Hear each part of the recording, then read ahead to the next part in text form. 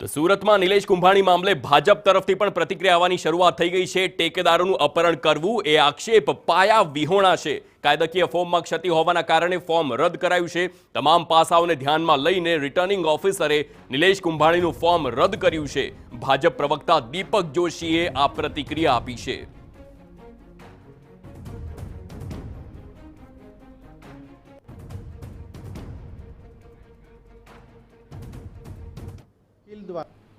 કાયદાકીય રીતે જોવા જઈએ તો ફોર્મની અંદર ક્ષતિ હતી અને તેના આધારે ભારતીય જનતા પાર્ટીના ઉમેદવાર મુકેશભાઈ દલાલના વકીલ દ્વારા ગઈકાલે એમના એજન્ટ દ્વારા વાંધો ઉઠાવવામાં આવ્યો હતો અને એ વાંધાના આધારે જે નિલેશભાઈના ટેકેદારો જે છે એમણે પોતે આરો સમક્ષ પોતે એફિડેવિટ કહીને પોતાની સિગ્નેચર નથી એવી રીતની એફિડેવિટ કરીને રજૂઆત કરી હતી અને તેના આધારે આજે રિટર્નિંગ ઓફિસરે પોતે નિર્ણય લીધો છે અને એ નિર્ણય હું માનું છું ત્યાં સુધી કાયદાકીય રીતે સાચો અને સત્યનો છે। કારણ એટલા માટે છે કે જે સુપ્રીમ કોર્ટનું પણ જજમેન્ટ છે એના આધારે એમણે પોતે ટાંકીને આ ચુકાદો આપ્યો છે અને એમની ઉમેદવારી ફોર્મ જે છે એ રદ કરવામાં આવ્યું છે।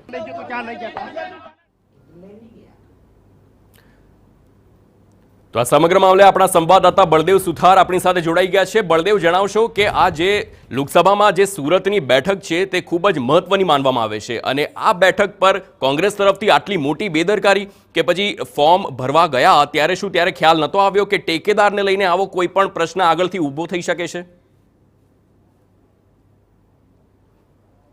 જે રીતે સૌથી મોટી વાત કહી શકાય, કારણ કે ગુજરાત અને દક્ષિણ ગુજરાતની અંદર સૌથી મોટી બેઠક જે કહી શકાય તે સુરત બેઠક છે।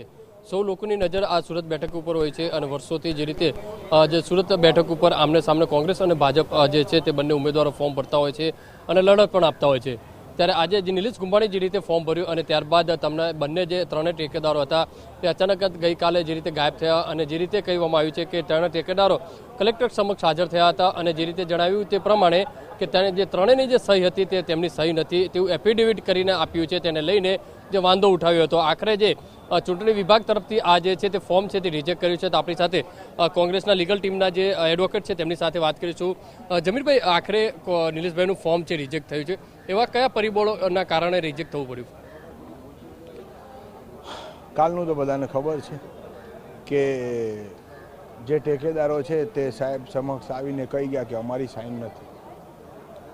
અમે એનો જવાબ આપ્યો સ્પેસિફિકલી કે કોંગ્રેસ એક રાષ્ટ્રીય પક્ષ છે, એને 25થી 30% લોકો આ દેશમાં એને મત આપે છે। સુરત શહેરમાં શું નિલેશ કુંભાણીને લોકસભાની ઉમેદવારી કરવા માટે એક પણ ટેકેદાર ન મળે? એવું હોય કોઈ દિવસ કે એક બી ટેકેદાર જ નહીં મળે એને? શું કારણ હોય? કોઈ ખોટું કરવાનું કારણ તો હોવું જોઈએ ને, કોઈ મોટિવ તો હોવું જોઈએ ને ક્રાઇમ માટેનું। 3 ઉમેદવારી પત્ર, 3 ટેકેદાર, ઓનલાઈન તો એમનું ફોર્મ મૂકેલું નહીં। ત્રણે કઈ રીતે ખબર પડી કે અમારી બોગસ સહી છે? અને પછી 3 વ્યક્તિઓ 3 ટેકેદાર એક જ ટાઈપિસ્ટને ત્યાં જઈને ટાઈપ કરાવે અને પછી 3 ભેગા મળીને એક જ સ્ટેમ્પ વેન્ડરને ત્યાં જઈને સ્ટેમ્પ લે અને પછી 3 ભેગા થઈને એક જ નોટરીને ત્યાં જઈને નોટરી કરાવે। તો આ કોઈ સંજોગ નથી, આ બધી ગોઠવણ છે।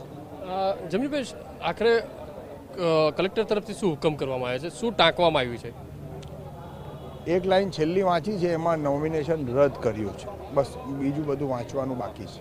તો નિલેશભાઈની બેદરકારી કહી શકાય, કારણ કે અથવા તો કોંગ્રેસની, કારણ કે જ્યારે ફોર્મ ભરવામાં આવતો હોય છે આટલી મોટી ગંભીરતા કહી શકાય, પોતાના જ સગા સંબંધીઓને ટેકેદાર રાખ્યા છે તો ભવિષ્યમાં નુકસાન થઈ શકે છે કોંગ્રેસને, તો એ બાબતે કોઈ ધ્યાન નહીં આવ્યું?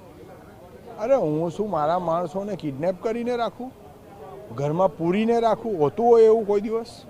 હું મારા વિશ્વાસુ માણસોને હું બંધક બનાવીને રાખું? આવું હોય કોઈ દિવસ? કોંગ્રેસથી ભૂલ થઈ? ના, સાની ભૂલ થઈ છે? આ કાવતરું બીજા પક્ષ તરફથી કરવામાં આવ્યું છે। હોતું હોય એવું કોઈ દિવસ? કઈ રીતે હવે લડત કઈ રીતની રહેશે કાયદાકીય? જો હવે તો અહીંયા પૂરું થઈ ગયું, હવે તો જે હાઈકમાન્ડ છે એમણે ડિસાઇડ કરવાનું।